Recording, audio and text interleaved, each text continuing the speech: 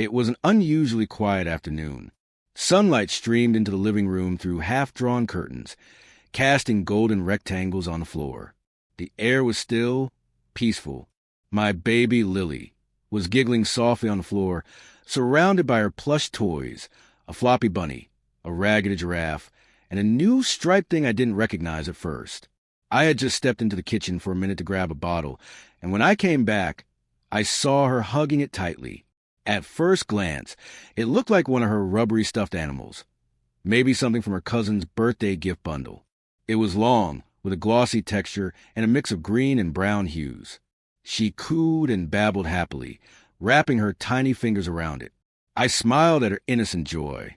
It was only when it moved that my stomach dropped. The toy flicked its tongue. I froze. My heart slammed against my ribs as the reality registered. Lily was hugging a live snake, and not a small one. It was coiled, thick-bodied, and calm in a way that made it even more terrifying. Its tongue flicked again, brushing her cheek like a sinister whisper. I wanted to scream, but my voice caught in my throat. My limbs locked. Every maternal instinct in me screamed to run and grab her, but I stood frozen in horror. The snake was too close to her neck. One sudden move, and it could strike. I was in shock, unsure if sudden motion might provoke it. That's when our golden retriever, Max, who'd been dozing the corner under the coffee table, lifted his head. He didn't growl. He didn't bark. He simply stared for a long second, eyes narrowing. Then, with zero hesitation, he stood, took 3 steps forward, and fixed his gaze not on Lily, but on the snake.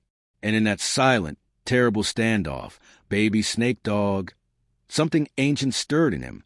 Lily was still giggling. The snake began to uncoil. And Max didn't bark.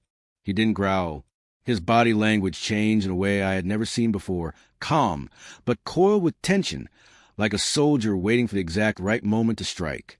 Lily was still smiling, still oblivious to the danger she was in. The snake was now fully uncoiling, raising its head ever so slightly, its tongue flicking with more urgency. I could see the triangle shape of its head now, unmistakably venomous. I opened my mouth to call out, to scream, to do something, but I didn't get the chance. In a single blur of motion, Max leapt forward, not toward the snake, but toward Lily. He clamped his teeth gently but firmly into the back of her diaper and yanked her backward across the playmat. It was such a shocking thing to witness that my brain almost didn't register it. 1 second she was hugging the snake, and the next she was sliding across the floor like a rag doll, squealing in protest. Then the snake struck. Its head snapped forward at the spot where Lily's shoulder had just been. It missed by inches, maybe less. Max dropped Lily behind him and spun to face the snake, planting himself between her and it.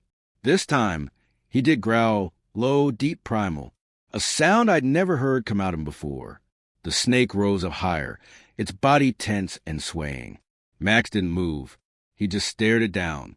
A slow growl rumbled from his throat again, vibrating through the floorboards.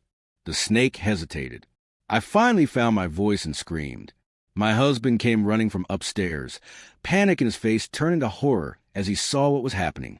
He grabbed a broom while I pulled Lily into my arms. She clung to me, crying, not from fear, just confusion at the chaos.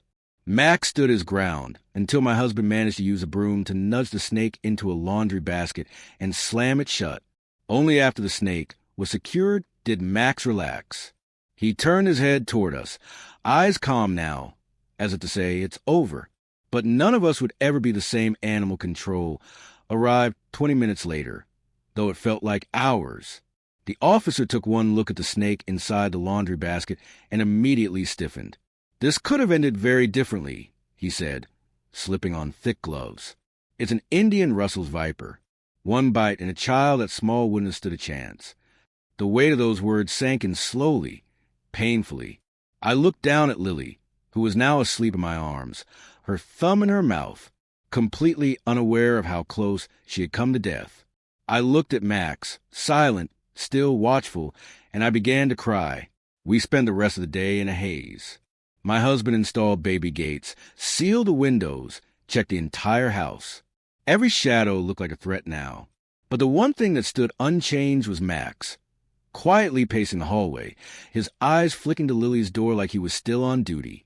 That night, after we finally put Lily to bed, I sat down and opened the footage from our living room camera. We always kept it rolling, just in case. Baby milestones, cute moments, memories. I didn't know what I expected to find. Maybe a blurry mess of motion. But what I saw took my breath away.